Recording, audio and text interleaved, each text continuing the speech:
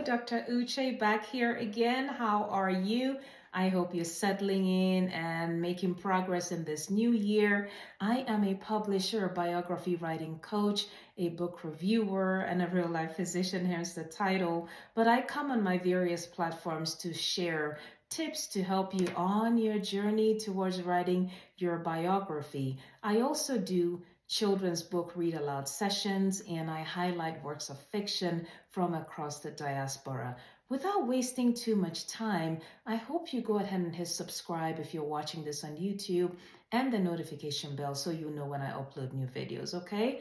Today I'm going to be discussing a few misconceptions I think everybody should avoid as far as writing their biography. Things I hear often people say.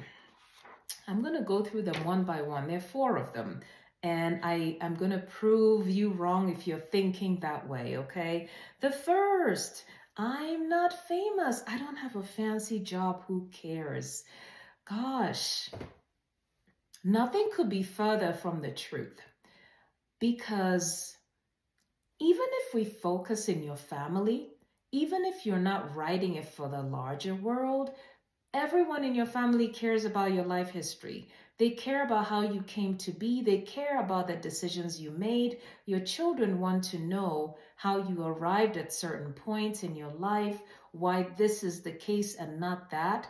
They want to know who your mother and father and grandmother, who they were, because I can imagine your child probably would never meet your grandparent. It's just not usual, right? For most of us anyway. So there's so much about your life that a lot of people care about. So I want to discourage people from thinking that way, that because you're not famous, because you're not some celebrity that nobody cares, a lot of people care. Now, moving into the larger world, in actual fact, there are people there who are not related to you, who do care about your history. You just need somebody to help you to bring out the most relatable, the most relevant aspect of your history that could be somebody else's roadmap. And there are ways to do that. So before feeling discouraged, I would urge you to consult with a coach who knows how to write a biography, who knows how to get you to bring out the best in your life story. Consult with such a person before you totally cancel out any plans you have of writing a history, okay? The second thing I hear people say often, I don't have the time. Gosh, I wish I had 40 hours in a day, except I'd be exhausted at the end of it. So I think I better stick to 24. Yes, we all could use more time, right? But there isn't a single large project that is finished at once. If you went to college and got a degree, it happened over years, right? It was week to week, course to course, test after test, right? You do things a bit at a time. Anything worthwhile takes time. You can leverage the power of incremental change, however, to make these things happen a little bit at a time. And I'm going to talk about that again in another video sometime soon. I discussed it in 2022. I will discuss it again because it's so important. So do not be discouraged because you think you don't have time. None of us has the time. None of us has the extra time, but you can leverage the power of incremental change. You can put things in place to facilitate this project, okay? The next thing, I'm too young. I don't need to write now. Well, in actual fact, yes, there are people who I would say are too young to write and publish a life story, or who can afford to not write yet. Let me put it that way, because anybody can write anything anytime, right? But there are some people who are young enough that I think we can allow them to postpone writing for a little bit here. And those are folks in their teenage years and people in their 20s for the most part. You know, you're still trying to get through career training, education, tertiary college education.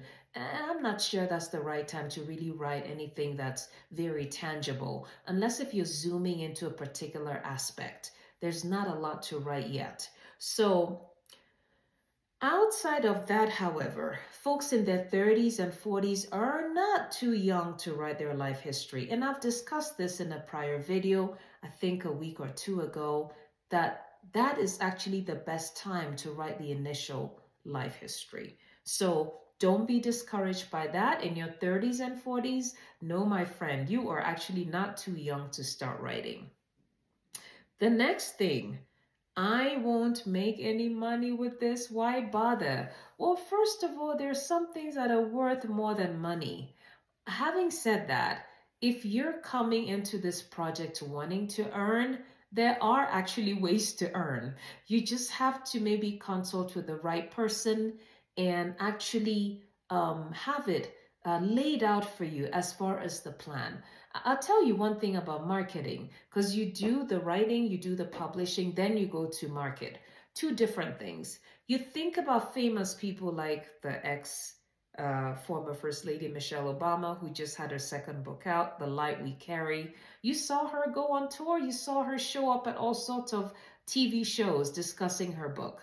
You only sell as much as you put out there. People are not going to buy your book if they don't know it exists. So you have to go around. And if you're willing to go around, you will sell, okay? You may not sell 1 million or 1 billion copies, but you will sell if you go around. You're going to get out of it as much as you put in. So there are many ways to put your stuff out there so people see it and buy it. And so there are actually many ways to earn if that is important to you. But again, to my first point, there's some things that are worth more than money. And writing your autobiography happens to be one of them. There are people in my family who've written autobiographies and I've published for them, and it's not even available to the public. They don't have the interest. They just want to have it published for the family. So you can also do such a thing for your family and not even care about putting it out there in the public. And it's still beneficial in that way, okay? So just to recap, misconceptions I come across people share with me about writing their biography. I'm not famous. I don't have a fancy job. Who cares? Lots of people care, okay? So don't think that way. The second, I don't have the time.